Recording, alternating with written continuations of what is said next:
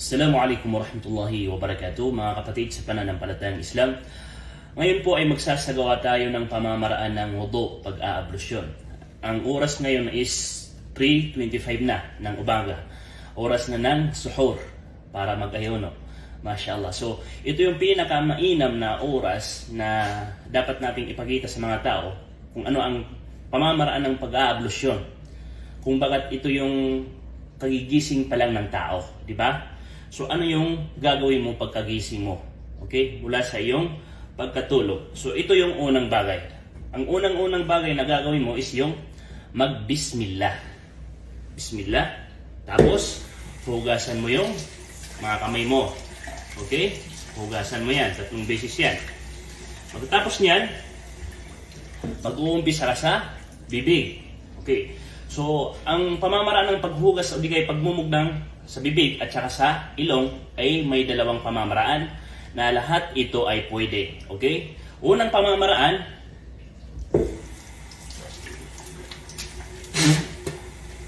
okay? Iisang kamay lang na magkasama na yung bibig at saka ilong. Yan yung unang pamamaraan. So, 3 beses mo yan uulitin. 3 beses mo yan uulitin.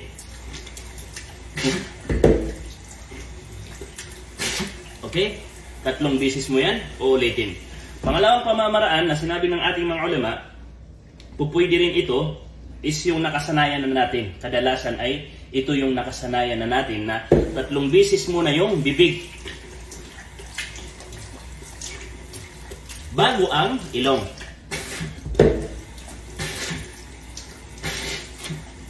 Okay, so sa mukha naman tayo. Mag-uumpisa ka dito sa taas. Okay? Dito sa taas. So yung mukha natin dapat dito, okay? Dito kasama na to, okay?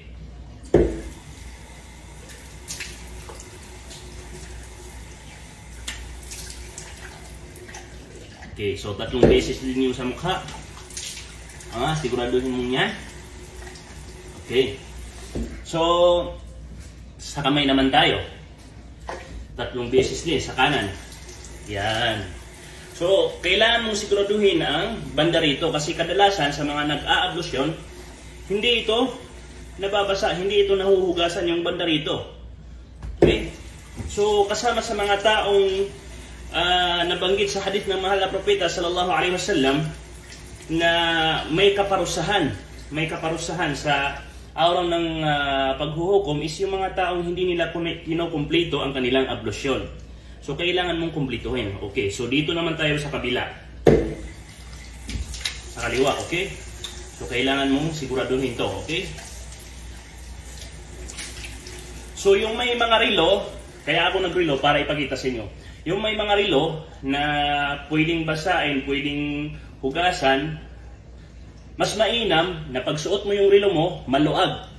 Maluag lang, di ba? Ganyan lang. Naiikot yan para siguradong basa talaga. Pero kung hindi naman maluwag yung relo mo, mas mainam na tanggalin mo. Nang sa gayon ay mahugasan mo rin ang banda rito. Okay? So, mula rito, papunta rito. Hindi kayo mula rito, papunta rito. Kasi yung unang hugas ng kamay mo, hindi yung maaasahan. So, kailangan mong simula rito, patungo rito.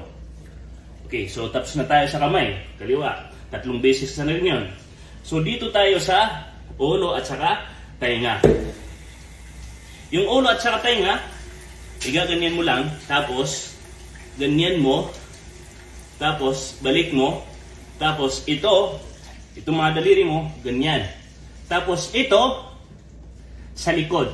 Okay? Yan. Sa likod yan, okay? So, 1 beses lang po yun. Hindi na kailangan pang 3 beses. Okay? So, dito naman tayo sa paa. So, uunahin mo yung kanang paa mo. Okay? So, dito sa daliri. At kailangan mo ring siguraduhin na hanggang dito sa buko ng paa ay lahat ay nahugasan mo. Okay?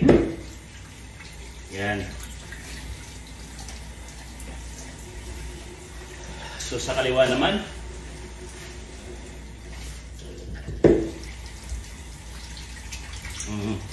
Siguraduhin mong hanggang sa buko ng paa, okay? Pagkatapos niyan, tapos na po. At hindi rin totoo na bawal magsalita sa tuwing ikaw ay nag-aablusyon. Pagkatapos mong mag-ablusyon, basahin mo yung mga dua na nabanggit sa hadith ng mahal na propeta sallallahu alaihi wasallam. Katulad ng Ashhadu an la ilaha illallah wa ashhadu anna Muhammadan abduhu wa rasuluh. Allahumma ja'alni minat tawabin wa ja'alni minal mutatahhirin. Wassalamu alaikum.